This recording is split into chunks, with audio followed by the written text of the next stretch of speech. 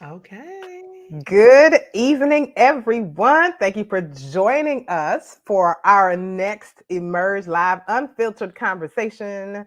We are here with the brilliant Nakia Gray, who's going to be dropping some nuggets on how to protect your genius. But before we get into the conversation, we always like to welcome everybody to the live stream. So as you come in, we're going to ask you to just introduce yourself in the comments. Let us know what's your name, where you coming in from. It is going to be a great conversation tonight. And I am so looking forward to this dialogue because I saw one of your posts recently, Nakia, on your Instagram page.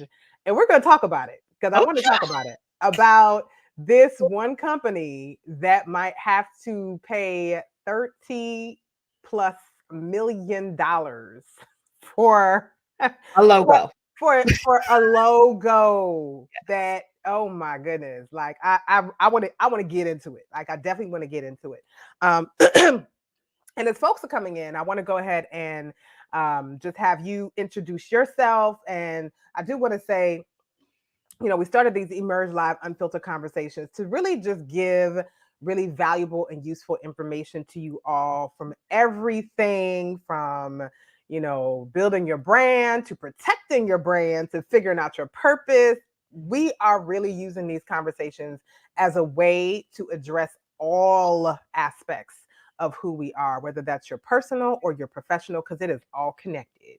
So I'm super excited about this conversation because Nakia is actually my lawyer for my trademark of the icon that you can see in the corner of your screen. Yeah. Um, So don't even think about trying to take it, okay? listen. She one of the first people I reached out to when I said I am doing this thing and I need to make sure it is protected from the get. But I was fortunate enough to know to do that, Yeah. and I think that's why this conversation is so important because not everybody knows, Mhm. to do that. And then even if they do know, it's like where do you even begin? Yeah. So I would love to start by introducing myself. I am Julian B. Kiganda, and I am the CEO of JBK Brand Design, where we create culturally relevant brands that bring to life the soul of that business or organization. And I'm also the founder of Emerge Live, which I'll be sharing a little bit more about later. And I'm going to have Nakia introduce herself and just give us a little background on what she does and who she does it for and all the good things. And we're going to jump right in. All right. Well, thank you so much for having me. My name is Nakia Gray. I'm an intellectual property attorney and a business strategist. I actually have two firms that I run. I run the Locked and Lawyered firm, which is my law firm, where I help online coaches and consultants create, protect, and monetize their intellectual property so that they can build wealth. I also am the founder of Make It Rain Online, which is my marketing consulting company where I help attorneys build an online presence and make it rain online. So I am so delighted to be here. This is exciting. This is a topic y'all are I can talk about all day long. I do talk about all day long. That's what you do. That's what That's you what I do. do. But I love informing people about these subjects because you don't know what you don't know. And I Yep. like to say, and what you don't know could cost you a whole lot of money. Okay. So, Ooh, so that's what we're going to do today is make sure that you do know. I know that's right. I know that's right. And I want to say, hey, Tamika, thank you for joining. Welcome, welcome, welcome. And we will have time at the end for questions, for comments, all of the things. So hold those questions. And actually, if you want, you can go ahead and post them as we're going, and we'll pull them up on screen. But we're gonna go ahead and jump right in because we got a lot to cover.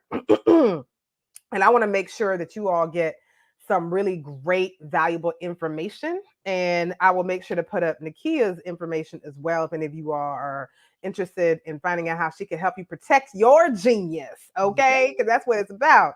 So, Nakia, let's start with I think there's a lot of confusion between trademarks, patents, and copyrights.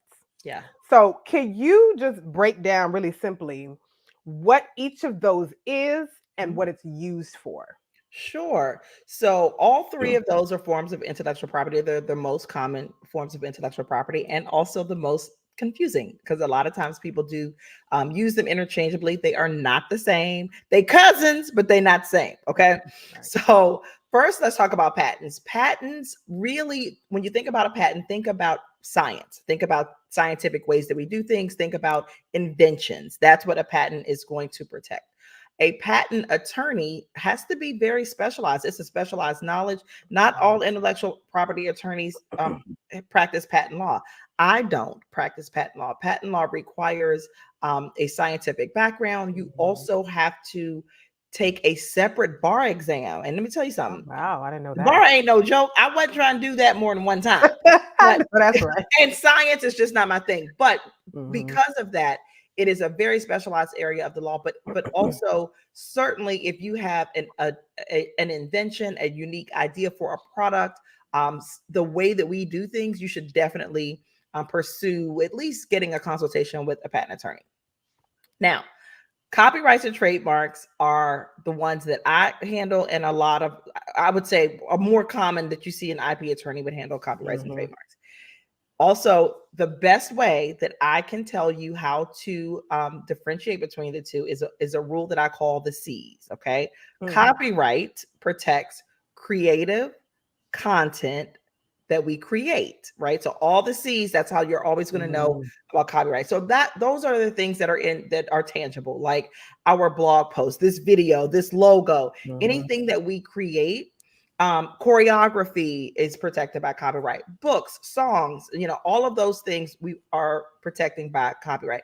Our creative content, our blog posts, our courses, and within the course, you've got multiple pieces of copyright, right? Like we've got the raw video, we've got the edited video, we may have some illustrations, and all of these different things all make up copyright. Trademarks, on the other hand, are what we use to protect our brand. Okay, so we're talking about brand assets. That's the name of the brand. That is the logo. That is also, believe it or not, a smell, a sound. Oh, I didn't know that part. Yeah, Okay. you can protect. So trademark really is born. I like to say to entrepreneurs and creatives, we would love to think that this is the government's way of gifting something to us. And we benefit for sure from trademarks, but trademarks were really born from consumer protection. And what I mean by that is the government has a very strong interest in making sure that the public, consumers, are protected so that when they purchase certain products or services, they know that the money that they have paid is the source of that product or service is who they think it is, right? And so that's really what trademarks are used for. As entrepreneurs, we can benefit from that because we are going to have some exclusive rights as it relates to the sale of those products and or services within whatever our class or category or industry is, right? So think about it like that. The real purpose of trademarks is that if you're driving down the road and you see the golden arches, you could go in there and get you a Big Mac. Yeah, you know what you're getting. Okay. Or you can go, if you have a beautiful Italian handbag with an LV on it, that it comes from the Louis Vuitton store. Or it's supposed to anyway. Unless it's on DH Gate. DH Gate girlies, don't get mad at me, but that was just for illustration purposes. Okay. So that is what it is, right? So that the government wants to make sure that if you purchase it, that you are getting whatever that brand has promised in terms of the quality, the pricing, and all of those things. So that's really what we use trademarks for. The only category that I can think of that you would use to protect both, it could be protected by both, would be a logo, right? Because the design of the logo, right, the artwork of the logo could be protected by copyright. But once that logo is used to identify a brand like Emerge Live, now it's a brand and it can also be protected by trademark. So a logo could be protected by both. So I do have a question because I heard you talk about the patent piece, and that's more for scientific inventions and that type of thing. Yep. I have heard, and correct me if I'm wrong, that methodologies can also be patented. So like you have a certain method for doing something in your business. No? No. Okay. So a methodology Well, I shouldn't say no. It depends on how that methodology is used. So say for example, let's just take the hair dryer. Mm-hmm. There's a methodology for how heat comes out of it, right? So Mm-hmm. certainly that is an invention and could be protected by a patent. However, if you are a marketing professional and there's a certain methodology that you use to get paid advertising and Mm-hmm. to the step-by-step process that you take to get people clients Right. online, that is a methodology, but that's not going to be able to be protected by patent. You see, so Okay. it can be, but in this, it just depends on how the methodology is being used. Got it. Got it. Got it. Okay. So I want to get into, and I kind of referenced it in the very beginning.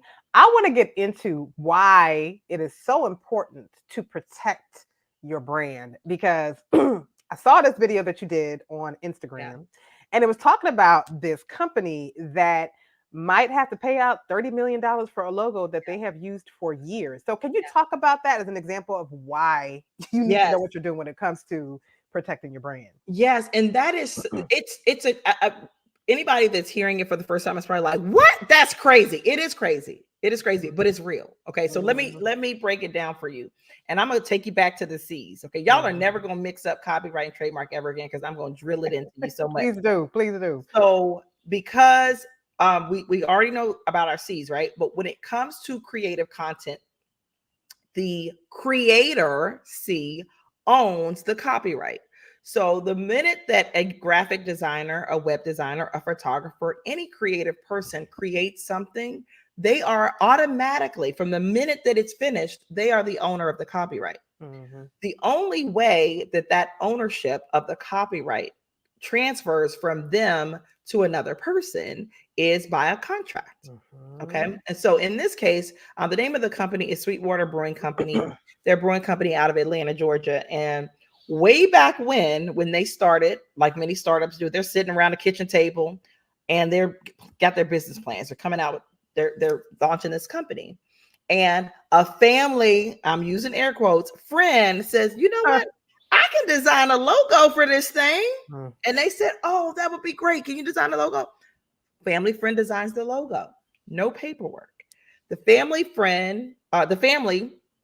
business owners give the family friend $500. Like, thank you so much for this logo. And how long ago was that? How long That was ago in did the that happen? 80s. It was in the 80s. Okay. Over 20 years ago. Over 20, 30. I don't know. Like 40 something hundred. That's Math like, ain't- I know, math right? ain't my thing. Yeah. Somewhere. Long time A ago. long time ago.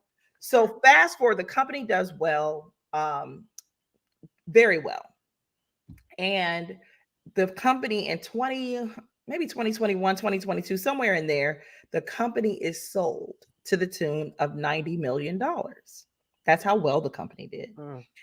So family friend says, now hold on. Wait a minute. Wait a Now hold minute. on. So obviously the value of a company at that point, the intellectual property is a huge part in that valuation, right? Because that means and they sold like cans of beer. So that logo that is plastered all on their stuff has to go with this buyer for $90 million. So the family friend said, well, if the company's worth 90 million, the logo that's on the design of the logo is worth at least 31. So I should get $31 million. Okay. And so the argument, and it's an argument, it's a valid argument. It's a valid argument. So what the family friend said is, well, yeah, you paid me 500, but you didn't pay me for just forever and ever and ever in perpetuity, that would be it. Yeah. I was giving you a license to use it for a certain period of time, and that license is now expired. And if you want to continue to use it, you got to pay up. Golly. So that's what happens. And trust me, your company may not be worth 90 million yet, but this happens every day. I see it all the time. I see it all the time. All the time. So then given that, because listen, that right there, oh my gosh, that's the first for me. And because I am in the design space, like that's one of the first things we learn Yeah. about doing contracts and, Yes. transferring the rights. Because listen, you ain't getting these rights until you fully paid up. That's when you Right. get them. But there's a contract that says that Yep, though, right? And so exactly. you want to have that. So it is very important that we deal with contracts in everything. But Mhm. that it happens a lot. And it's not just logos, it Yep. is copy for your website. It Mhm. is, I've seen it with photographers. It's a big deal with photography. Videography has become, bigger now. A lot of people are doing Yep. video content. It's everything. Mm. It's fonts. Yeah. Okay. So Yeah. some of these fonts y'all using, do you Mm. own them? Mm. So that said, then what are the things that people need to do? Like, what are maybe the first 3 steps people need to do if they have like a business concept or they're trying to do a brand or whatever it is?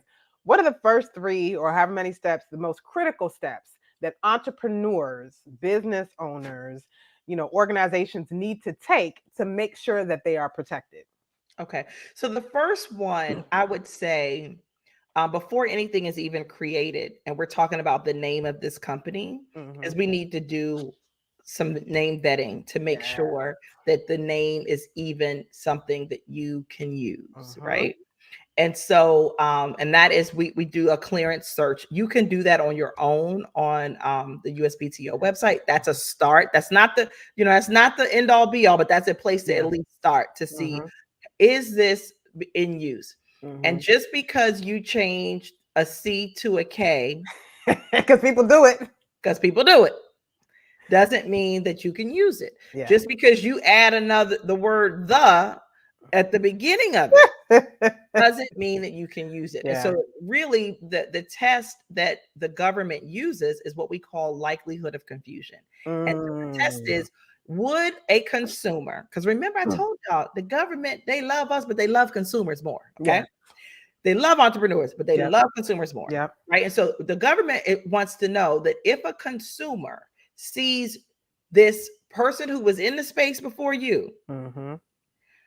and then sees you come on the scene, will the consumer be confused and say, oh, they've expanded? Oh, Mm. look, they got something different, and think Mm. that you are the same? Yeah. If the answer is yes or even maybe, it's too close. Yeah. Okay. So that's the first thing that you Yeah. want to do. And let me just speak on that a little bit Mhm. because, we went through this process with my brand. And, I did know to go to TESS, which is the government website for researching trademarks They've and. changed it, the name, by the way. Oh, they have. Test Okay. left in December, but Oh, what is it now? it doesn't have a name. It's Oh. just USPTO.gov. All right, then go into the USPTO website. USPTO.gov and do a trademark search. They don't Okay. have the name anymore, but yeah, Okay. All right. Well, it used to be called TESS, it so used to be clearly called that just happened. that. But And it's better now. It's actually, I love it. It's so oh, much that's better. good because let me tell you, the one they had before was like from 1952. I was like, this was before the internet even was invented. But it's all good. I'm glad to hear that. But I will say, like, I knew to go and do an initial search on Yeah. TESS, what used to be TESS, the USPTO website, and I got some results. But I do Yeah. want to stress to people the importance of working with an intellectual property Yeah. lawyer in that stage, because what I got from Tess was very general information. Yeah. Nakia and her team actually went way deeper Yeah. to do We the peel research. back every layer of an onion. Yes. But Yes. let me talk about that, Julian, because here is the thing that we have to know, right? So when we talk about copyrights, we talk about trademarks. Hmm. The same way that I said that when the creator creates it, the copyright, the vested interest in the owning of the copyright is there. Hmm. With trademarks, when you do a search, if you only go on a USPTO website, you are only going to see people who either applied for or received a federal trademark. That's not the only way to acquire trademark rights. Okay. Mm. So that you can acquire trademark rights just by using it and being in the market, being first to market. Okay. Ah. And so, and I like to say, back in the day, that was really the way that a lot of people acquired their rights, because to get a federally registered trademark, you have to be in what the government calls interstate commerce, which means doing business across state State lines. lines. Yep. Back in the day, people didn't necessarily do that. If you owned a sub shop in Washington, D.C., you weren't doing business across state lines, maybe DC, maybe Maryland or Virginia because of the proximity. But now we are all instantly international because when you have a website, you're now in all 50 states and other countries, right? And so with that has become such a huge change in trademark law. But the way that it worked back then was that if you were the first to use it, then you had priority in right. And so there are people, I have fought this, I've been on both sides of this fight, where sometimes, someone may go to trademark something and my client has been using it first, they just didn't file for a trademark. We can oppose that and we can fight about it. And we could possibly win, even though my client doesn't have a federal registration. But why do we recommend you have federal registrations for copyrights and for trademarks? Because how do you prove it? Exactly. That's how you prove it. If you've got a federal registration, the proof is in the pudding or trademark certificate. You know what? I want to speak on that a little bit because I remember back in the day, and I don't know if this is still a thing, but I heard that you could actually like create whatever it was, print it out, mail it to yourself, and that date stamp would prove that you had, you owned that or you were first mover and whatever it was. Yeah. I know that's not recommended, but is that still in any way legit? Okay, so that what you just described is what we call the poor man's copyright. That's copyright, but not trademark. Right. Okay, so another name for it is the mailbox rule. That was how people proved that they created something. And so no, we don't recommend that today. You really don't have to go through the hassle of it because you could go right on the US copyright.gov website and file a copyright registration in like 10 minutes for $45. And that would be your proof, right? But you could, that's what people used to do. But no. That's what I heard. So the first step is to do that very first step is to do the name. Yes. And then the second step is to really consider whether you are ready to get married to this thing and whether you want to trademark it, right? Because if you feel like this is going to be my thing, I'm going to be doing in this, I'm in it for the long haul. I don't want anyone else using it. Then the next step after the search is to begin the trademark process. I like to say to people, I said this, I think I did either Instagram or TikTok about this. And a lot of people had a lot of stuff to say.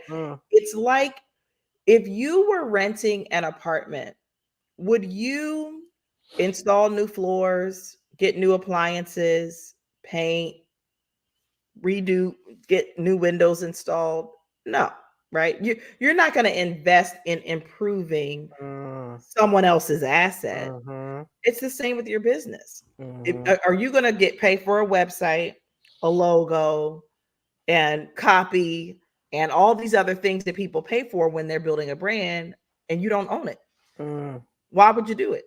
Right? So making sure that you own it is probably something that you would want to do. Definitely. So I would say those two things for sure. Next is number 3 is going to be, because most of us are not like Julian, where we have design backgrounds, right? we are really, really good in whatever our zone of genius is, but we are not designers. So for many of us, we are hiring creatives and freelancers to design our websites, design our logos, take our pictures, record our videos, write our website copy, all of the things, all those things. And so making sure that you understand copyright and how it works and what the copyright provisions are in a written, heavy emphasis on written contract prior to engaging this person. And I want to say this, even if you're on Fiverr, even if you go to Upwork or one of those places, I get this all the time. And I had a case several years ago where one of my clients, she wrote a children's book. And she hired someone on Fiverr to do the illustrations, gorgeous illustrations. I mean, amazing. And she was approached by a major publisher for a book deal.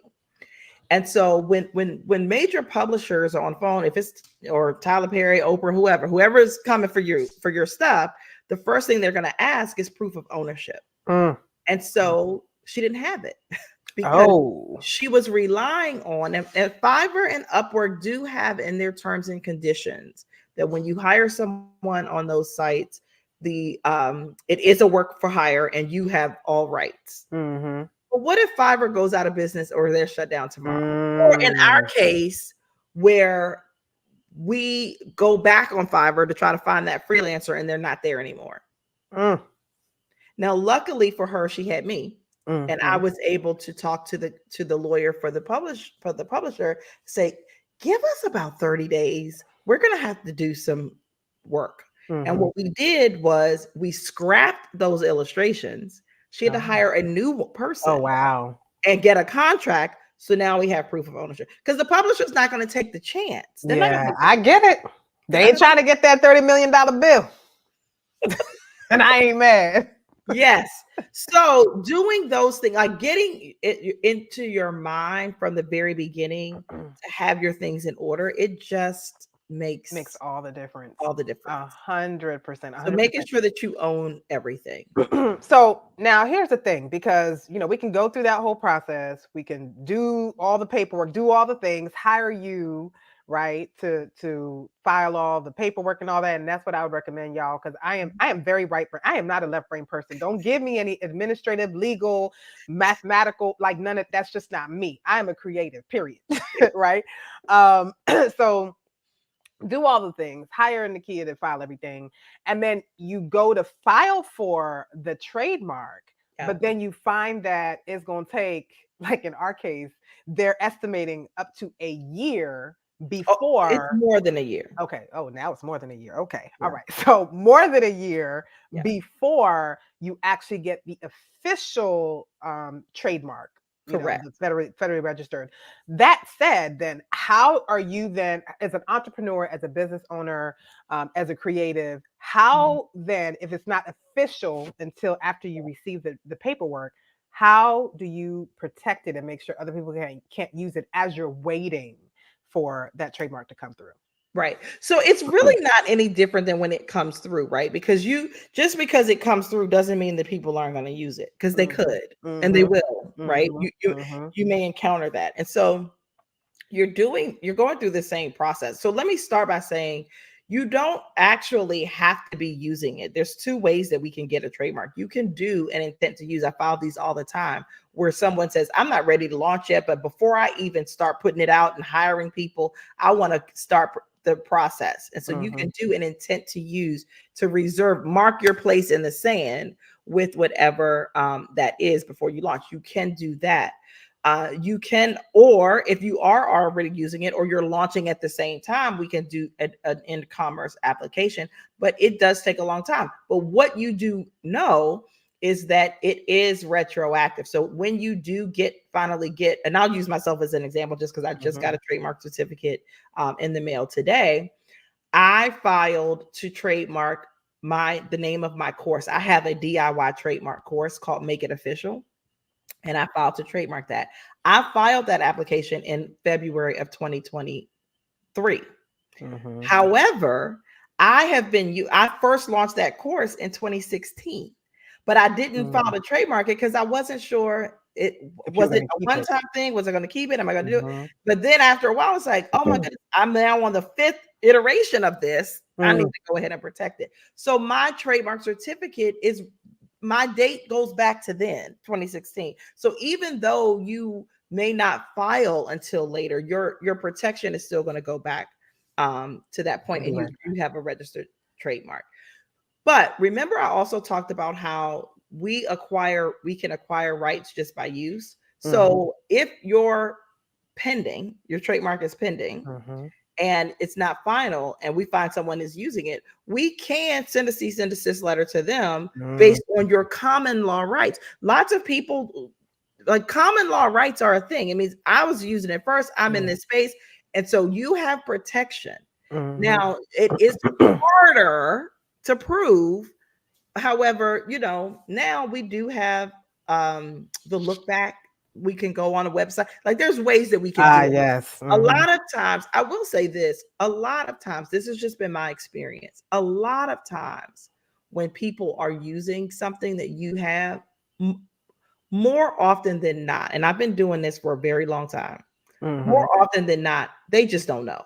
It is not, the number of, there's not any malice behind it. So usually I would say, and probably 80 to 90% of the time, if I send a cease and desist letter to someone and It's say squashed. it's squashed, they don't, they just like, oh, because they just didn't do a search. They just didn't do a search.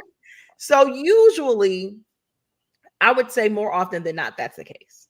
Okay. That's good to know. I think it's important that people know that even if the process is taking a while to get the official registration, and that you can still protect it in the interim. Absolutely. And I usually recommend that even before, you know, you might just send it. I've had people come to me, book a consultation. They want to hire me to do a cease and desist. And I say, send them a DM and just say, so many times they do that. And people say, oh, I didn't, because they don't want to have the name that you have anyway. Right. Most of the time. Most of the time. Yeah. So a lot of times, but your protection, it could still be there, even if you've never filed. I haven't had a lot of people that we file because something like that happens, and they're like, okay, I need to go ahead and file a register. Yep, absolutely. So once it's actually officially registered, what are some of the things that entrepreneurs need to do, business owners, the people who create these brands that need protection?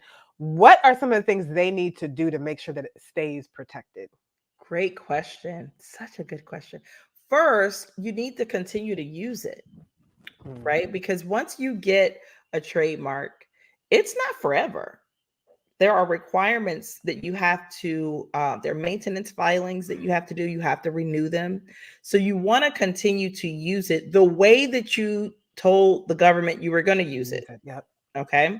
I had a terrible case with this where an inexperienced lawyer, my client hired an inexperienced lawyer because they were cheaper.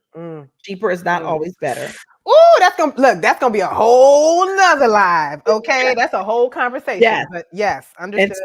And so this lawyer filed an in-commerce application for this client when in fact it should have been an intent to use. So then a big brand wanted to expand into this space, and they did a search and hers came up. So they did their homework on her and they looked at her website and like, she's not using this. So they went to her and said, we'll give you $1,000 to go away. And she's like, I'm not going away. So, she hired me, and I negotiated with them, got her a lot more money, but we did have to give up the trademark because the truth was there was no defense. I mean, there was no evidence whatsoever. She was not using it. So they could have, they could have filed what we call a cancellation proceeding. People do that. People can say, she's not really using this, get that canceled. So now I can, and that's what they were threatening. And they would have won. They would have won. So, but there was some negotiation to say to them, okay, how much you would pay an attorney if we were to dig our feet in and not agree, you would have to pay your attorney. You'd have to go through this. It would take 2 years. Yep. So just give me that money. That's smart though. That's smart. It saves time and money. So you do have to make sure that you're using it. Number 2, you want to monitor it, right? Because that's another thing. Let's just use that client as an example. Let's say that she was in fact using it, but some other people were too. And she didn't do anything to protect it. She just let those other people use it. Then they could get it canceled too and say, well, she's not even protecting it. She's not. That's another thing. You have to actually protect it. So when people think that people are being, doing too much with sending cease and desist, that's why you have to protect it. So you do want to make sure that you do that. There are monitoring services. You can do that on your own.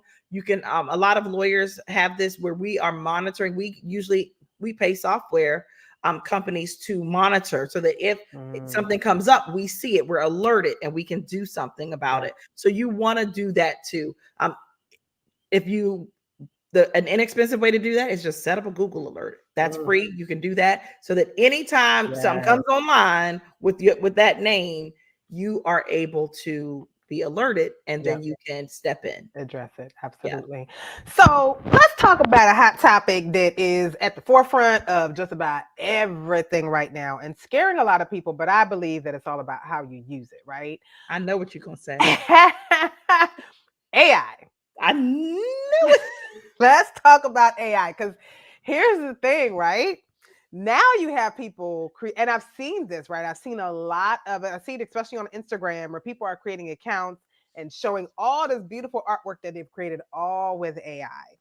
Now, granted, it's their intellectual property in terms of the prompts that are being used, but what actually comes out, let's talk about it because I feel like that's a bit of a slippery slope. But you talk about like what some of the challenges are, what Yeah. are if you can't even protect stuff that's been created by AI, if it needs to. So I'm gonna open the floor and leave that to you. So this is an ever-changing area of the law, so much so that the government hasn't even caught up with it all the way yet, right? So Mm-hmm. every year there's a huge the American Bar Association has an intellectual property section, which I'm a member of. They have a huge conference in DC, and they do it in DC because this is where the copyright offices, is where trademark offices, all that happens. Coming up next month in April. Mm-hmm. But last year we went, and as of then, and the law hasn't changed yet, you cannot file for copyright protection for creations made by artificial intelligence because one of the requirements for copyright is that it was created by a person. Mm-hmm. In fact, and when you file, we have to say what I mean, there are different laws depending on whether that person is a US citizen or not. Mm-hmm. So you if AI is just imaginary, so we Mm-hmm. can't do it, right? So Mm. if you so I like to say to people, this is the advice that I get to my clients. If you are creating it for fun or for a purpose that you don't care that you own it, have at it. Mm-hmm. Have at it. But if you are, so I cringe when I see the go to AI and let them write an ebook and sell it. Oh gosh, that drives me crazy. I'm with you on that. Yeah. That's. Don't do that. Mm-mm, mm-mm. No.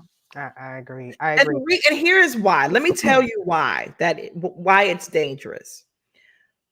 AI there are wonderful reasons to use it and lots of great things about it. I am not bashing it at all. Mm-hmm. However, AI is a compilate. We don't know where it comes from, right? So Mm-hmm. it's a compilate. What we don't know is whether that output is a direct copy and paste from someone's copyrighted work. Mm-hmm. So you are exposing yourself when you do that. So that is why you have to be very, very careful about how you use it. And if you want to make it's really not the use of it isn't as dangerous as the claim of Right. ownership is. Right. That's really where it's like, Yeah. Well, let me ask because with a lot of these works that are iterative, so to speak, right? mhm, Because AI is kind of an iterative process. Um, my understanding, and again, correct me if I'm wrong, is you have people who create artwork and creative pieces that they borrow from other people's work, but then they adjust it, I guess, to make it their own, right? Where it doesn't look anything like the original, but they've borrowed from it. Is AI using AI anything like that, or is it just don't use it at all? the problem is we don't know, Mm-hmm. right? So what you stated is definitive. We Yeah. know that there are pieces that are borrowed, right? Yep. But in this case, we don't know because it doesn't tell us. In Mm-hmm. fact, and I in one of my I have a guide on legal protection, and I wrote a chapter in there about AI. And in the chapter, I asked Chat GPT, where are you getting this information? And I put the response in there, and they're like, we don't know. It comes from a whole bunch of different places. Like, I mean, that's what it is. And so, so Oh man. if there was a way, and I do feel like that could be where we're headed. There's more copyright issues in front of Congress and heading to the Supreme Court than we've ever had I'm at one sure. time. Like, this is Yeah. a huge thing. Yeah. And I do think that I could see where we could get to a place where there is a requirement. I could see it's moving into a place where the output has to have some citations as to who the authors are and some credit. I could see that happening. Yeah. So ChatGPT might be getting some credit in some of these works that people are creating. Or no, not Chat, because remember, ChatGPT isn't creating it; they're pulling it from Well, somewhere. yeah. But they would have to say, compiling it. right? They would have to say, "Well, I got this from Nakia Gray's blog post from March of 2012. I got this from here. I got this." You know what I mean? I could see that being because the writers and authors are extremely, like, if you look at this, I nerd out on this stuff because it's what I do, but they are extremely, they're not happy at all with this. I'm sure. Oh, I can imagine at all. Yes. Yeah. So it's going to change. Yeah. And I think that's just so important for people to know, because it is something that is changing constantly. There's new AI technologies coming out. I mean, there's AI for everything now. Yeah. So I think it is going to take a while for people to really, the government to really sort out like how to even approach that. Yeah. Because I know a lot of people, like, I use AI all the time in my work, and it's not so much to create something, it is to support something I'm already creating. Yes. You know, and I think it's important for people to, to be very clear about how they're using AI. And I think, to your point, the people who are using the ChatGPT to write entire books, what's the issue with that? Explain what the issue with that is. Well, the issue, so if you are, first of all, I just would never recommend anyone sell something that you don't own the exclusive rights to. That's number one. Yeah. Right. And you cannot copyright it. You cannot. So that is like, well, what's the point? Right. Like, why would I want to have a book that I'm selling that someone could take the book and put their name on it and sell it too? So that's number one. That's a huge part of it. And then it's also just in terms of the accuracy. Is it, did you fact check? Is it right? Where did it come from? There's so much stuff that's on the internet that's, Yep. 100%. And I think that's so important that we do have that conversation, because everybody's using AI now. I'm saying everybody. A lot of people are using AI now. And you just want to make sure that you're being very mindful about how you use it and intentional about it, because if you're planning on, trademarking or copywriting something in the future, you have to keep that in the back of your mind. So that was, that I know that's been at the forefront of a lot of people's minds. I do want to go ahead and open up for questions. If there's anybody who has any questions for Nakia, whether it's you want to work with her, you talk about how to get in touch with her, I will pull up her handle so you can follow her on social at Nakia Gray ESQ, doing all of the things, and her Instagram is all the way live. It is all the way live. I'll tell you, when I saw that story, the $30 million story, I said, oh, listen, people need to really pay attention to how to, oh my gosh. And these are the things that they seem small initially. They seem like small things, but they can turn into much bigger things if you're not really intentional about it in the very beginning. And that's why this is called securing your brand and your bag. Like, you got to protect your genius. Okay. So as we're waiting for questions, I do want to just share, and I'm going to put this up so you all know to post your questions in the comments if you have any questions for Nakia or for me. I do want to share that this series is actually, as I mentioned in the very beginning, it's called the Emerge Live Unfiltered series. And the whole goal is to really talk about topics ranging from personal to professional development. We talk about branding and contract law here, because we really want to be able to support you and provide information that's going to allow you to grow in whatever space that you're in, right? In addition, I definitely want you all to know that we are, as part of this, we're actually hosting this incredible experience this April 19th to the 21st at the Gaylord in Maryland. If you all have not been to National Harbor, it is just a beautiful space. And we recently announced that we have Miss Iyanla Van Zant as our keynote speaker. So listen, listen, listen. If y'all trying to get your entire life together, if you're trying to fix your life, if you're trying to fix your life, we are super excited. This experience that we're creating is for visionary Black women who are looking to uncover purpose and rediscover joy. And we will be touching on everything from imposter syndrome to your personal brand, how to build your brand. We're going to be talking about, how to communicate to get what you want and what you deserve in your life. When I tell you we are planning an incredible experience for you, if you go to emergelifeexp.com, you can get more information and details on how to register. Now, discounted rates do go up on March 10th. So you do not want to wait. We definitely expect to sell out. And we are looking forward to having some of you all join us for this incredible experience and just get some wisdom from Miss Van Zant, who has been named one of the, well, I think some people, a lot of people call her, I say she's probably the world's most famous auntie. She's all of our auntie. She is all of our aunties, right? And she's about to come and fix your life. So I also want to mention that we are here every Wednesday. That should say Wednesday, March 13th, not Thursday. But every Wednesday, we are hosting these Emerge Live Unfiltered Conversations at 7 p.m., usually broadcasting live on Facebook, Instagram, YouTube, and LinkedIn, which I think we have a few people tuning in from LinkedIn. So make sure you join us. The next one is next Wednesday, March 13th, and we're going to talk about purpose. There's a question that comes up a lot. We have covered it in the past, but it's something that keeps coming up because I feel like, and I don't know if you feel this, Nakia, I feel like we're in a time and space where there's a lot of transition happening with a lot of people, and they're trying to figure out like what are they supposed to be doing in their next chapter. Yes. I am definitely seeing a lot of that. Yeah. It's a lot of and can relate to it too. Yeah.